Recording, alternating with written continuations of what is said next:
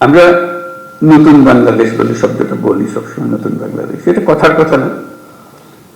এটা নতুন বাংলাদেশ আমরা এই জন্য বলি যে পুরনো বাংলাদেশ হচ্ছে অন্ধকার যুগ, আমাদের ভয়ঙ্কর একটা যুগ।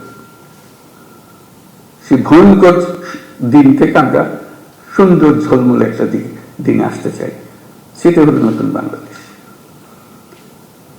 পুলিশ বাহিনীরও মুশকিল হলো ওই অন্ধকার যুগের তারা অ্যাক্টিভ পার্টিসিপেন্ট ছিল, নিজের ইচ্ছায় না, সরকারি কাজ করতে হয়, কাজ করেছে, আমরা কাজ করছি, আমাদের হুকুম পেয়েছে, করেছে, করতে করতে আমরা ওরকম চিন্তাতে পড়ে গেছি।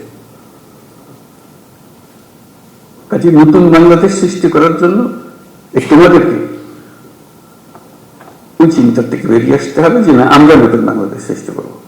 আমাদেরকে অনেক দোষ দেয়, আমরা দেখিয়ে দেবো মানুষ খারাপ না, আমরা খারাপ মানুষের পাল্লায় পড়েছিলাম, আমরা সে খারাপ মানুষ থেকে বের হয়ে এসেছি, আমরা ভালো মানুষ, আমরা দেখো কি করতে পারি।